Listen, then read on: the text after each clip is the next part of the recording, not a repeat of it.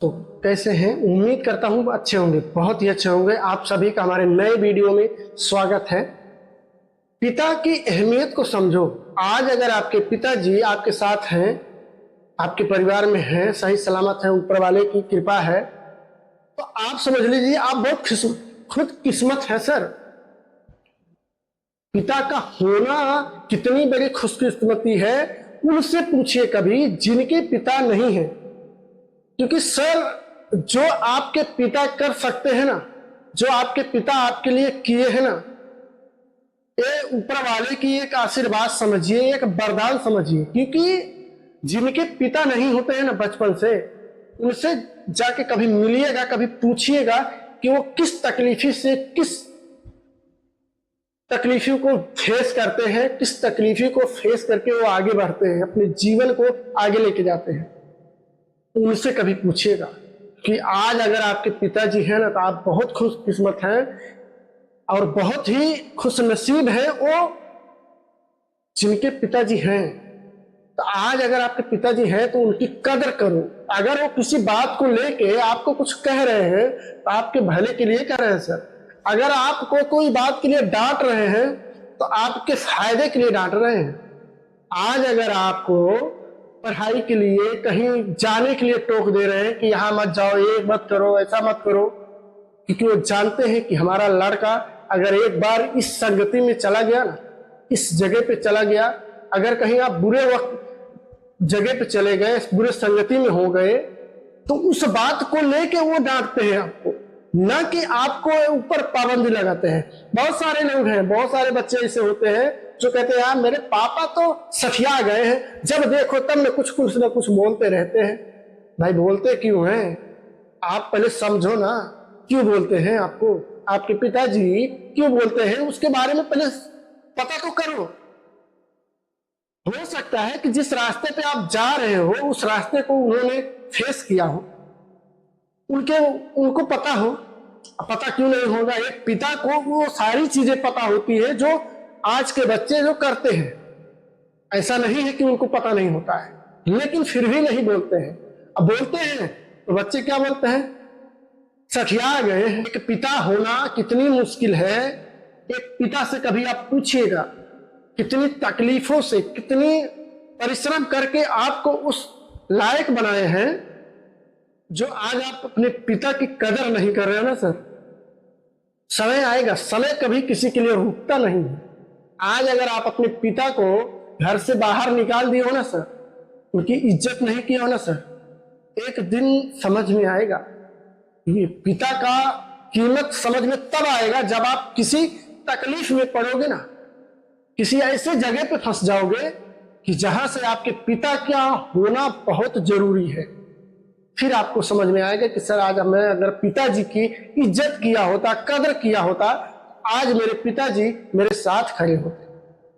तो सर आज अगर आपके पास आपके पिताजी हैं, आपके परिवार में आपके पिता हैं, तो आप उनकी कदर करो। खाना तो सीख लेता है, लेकिन खाने को कमाना नहीं सीख पाता है। क्योंकि खाना तो सब सीख लेते हैं सर, वो तो थाली में परोस के मिलता है, लेकिन जब खाना को कमाना होता है ना, कमा के उसको पका के खाने का जब मिलता है ना, फिर उस खाने की कीमत समझ में आती है सर कि आज इस खाने की कीमत क्या है। कितनी परिश्रम से, कितनी तकलीफों से, कितनी धक्के खा के आज मैं खाना खा रहा हूं। तो खाना तो सब सीख लेते हैं, लेकिन खाने को कमाना नहीं सीख पाते हैं। खाने को कमाने जब सीख लिया ना सर, अपने लाइफ में कभी भी खाने का बुराई नहीं कर सकता है, कभी भी अपने खाने का निरादर नहीं कर सकता है जो कमाना सीख जाता है। क्योंकि कमाने के लिए कितनी परिश्रम करना पड़ता है, ये खाने के लिए कितनी परिश्रम करना पड़ता है, कि जो कमाता है ना उससे बेहतर कोई नहीं जानता है। जिस दिन आप कमाना सीखोगे ना सर, फिर आपको समझ में आएगा कि खाने को कमाने के लिए कितनी तकलीफों को झेलना पड़ता है। थाली में माँ बाप ने परोस के दे दिया, बेटा खा लो, लेकिन बेटा क्या करते हैं? मैं नहीं खाऊंगा, मुझे भूख नहीं है, अभी नहीं खाना है, ये करना है, वो करना सबको है सर। क्या लगता है आपको जो खाना दे रहे हैं उनको कमाने के लिए जाना नहीं पड़ेगा घर से? किसी के यहाँ काम करना पड़ेगा, किसी के यहाँ नौकरी करनी पड़ेगी, तब जाके वो खाने के लिए कमा रहे हैं। आपको खाना अगर परोस के दे रहे हैं तो उसकी कीमत को नहीं समझ रहे हो, कितनी कीमत से खाना मिल रहा है मुझे। तो पहले कीमत को समझो सर। खाना खाना तो सब सीख जाते हैं, लेकिन कमाना कोई नहीं सीखता है। सीखोगे फिर समझ में आएगी खाने को कितनी मेहनत से, कितनी तकलीफों से कमाया गया है। मेहनत की बदौलत सफलता नहीं मिलती है सर। सिर्फ मेहनत के बदौलत सफलता नहीं मिलती है, उसके लिए आपको सिस्टम को समझना पड़ता है। अरे मेहनत तो गधा भी करता है, वो सफल तो नहीं होता। मेहनत तो मजदूर भी करते हैं, सफल नहीं होते। उसके लिए तरीका है, उसके लिए सिस्टम है। जब हम सिस्टम से कोई काम करते हैं तब जाके हम सब सफल होंगे। लेकिन जब हम सिस्टम से नहीं करेंगे, किए जा रहे हैं गधे के तरह के, गधे के ऊपर कितना भी लाद दो लेके चला जाता है, तो गधे तो नहीं है पड़ेगा। उस रास्ते को सीखना पड़ेगा जिससे लोग कामयाब हुए हैं। कई लोग तो बोलते हैं मेरा किस्मत खराब है, मेरे किस्मत में तो साढ़े साथी लग गई है, मेरा बहुत तकलीफ चल रहा है, ये चल रहा है वो चल। एक दिन मैं शनिदेव जी के मंदिर गया, अपनी बात बता रहा हूँ। शनिदेव जी के मंदिर में गया, बड़ी लंबी लाइन थी यार मंदिर में। दर्शन करने के लिए मुझे 2 घंटे इंतजार करने पड़े। एक भाई साहब से पहले पूछा, इससे एक बात बताइए। देखिए शनिदेव जी को मैं बहुत मानता हूं, क्योंकि भैया शनिदेव जी ऐसे देवता हैं, पूछिए मत, मैं बहुत मानता हूं। आप मानते हैं, सारी दुनिया मानती है मुझे पता है, लेकिन आप मानते हैं कि नहीं मानते आप ही जानेंगे। कमेंट करके जरूर बताइएगा मानते हैं, ठीक है। अगर एग्री है तो यस करके, यस लिख के जरूर में से कमेंट कीजिएगा।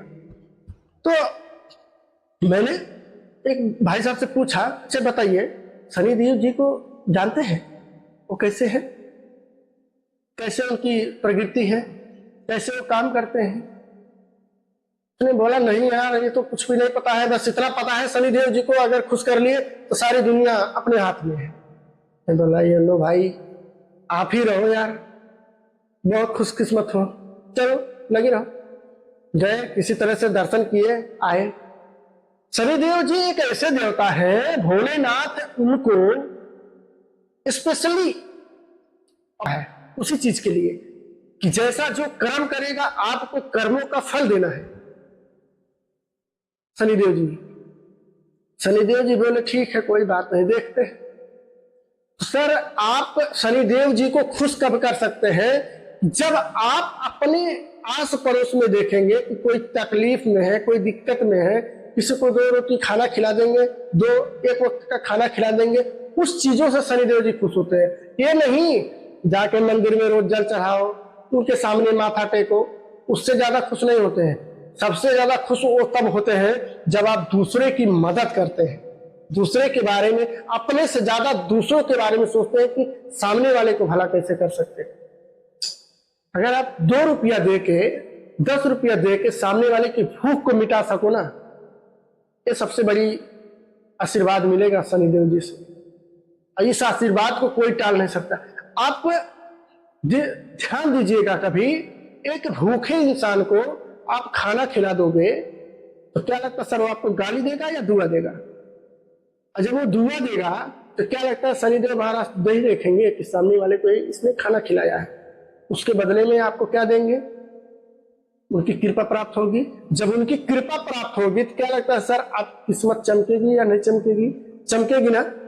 वही चीजें आपको करना है जिससे आपके शनिदेव भगवान खुश हो। अब ये नहीं रोज जाके जल चढ़ाओ, माथा टेको, उससे शनिदेव जी कहते हैं, शनिदेव जी का सीधा वो है, उनको खुश करने का सीधा फंडा एक ही है, आप दूसरे की मदद करना सीखो।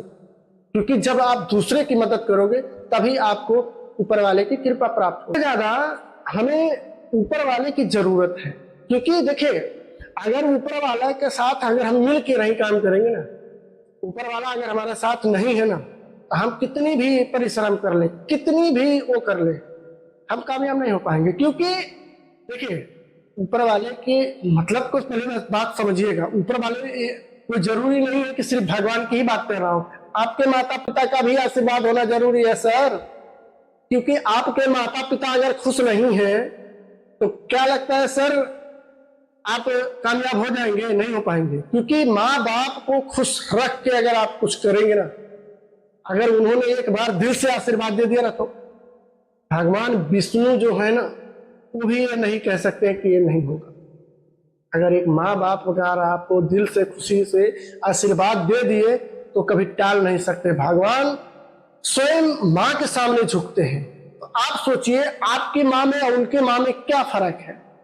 मेरे मानने से मेरा मानना है कि माँ में कोई फर्क नहीं है। जिस तरीके से भगवान विष्णु श्री राम जी के माता थी, उसी तरह से हमारी भी माता है। बस फर्क इतना है हमारे मानने, हम क्या अपनी माँ को किस तरीके से मान रहे हैं, अपनी माँ को किस तरीके से समझ रहे हैं, ये हमारे ऊपर डिपेंड करता है। सर अगर आपके माँ बाप आपके साथ हैं, आपके परिवार में हैं, आप उनके साथ खुशी से अगर आप रह रहे हैं ना, उसका प्यार मिल रहा है ना, तो समझ लीजिए ऊपर वाले की सबसे बड़ी आशीर्वाद यही है। तो कोई भी शनिदेव भगवान, कोई भी विष्णु भगवान आपके साथ बुरा नहीं कर सकते हैं। अगर माँ बाप का आशीर्वाद आपके साथ है तो ऊपर वाले के आशीर्वाद के साथ ही आप अपनी कामयाबी को हासिल कर पाएंगे सर। जब आपका सब कुछ सही हो रहा है ना, आपका औकात बड़ी होनी चाहिए।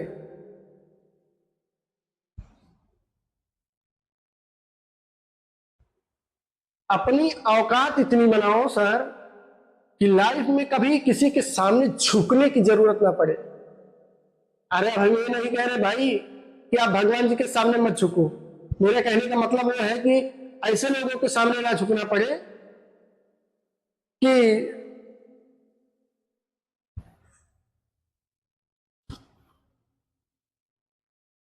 सामने झुकने की जरूरत ना पड़े।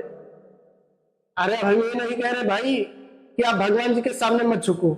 मेरे कहने का मतलब यह है कि ऐसे लोगों के सामने ना झुकना पड़े कि के सामने झुकने की जरूरत ना पड़े। अपने जीवन को इस तरीके से बनाओ, अपनी कामयाबी को इतनी हासिल करो कि कभी किसी के सामने झुकने की जरूरत ना पड़े। आपकी औकात इतनी बड़ी होनी चाहिए कि सामने वाला देखे ना तो वो खुद झुक जाए, लेकिन आपको झुकने की जरूरत ना पड़े। बाकी वीडियो पसंद आई हो तो लाइक कमेंट शेयर जरूर कीजिएगा। मिलता हूं किसी अगले वीडियो के साथ।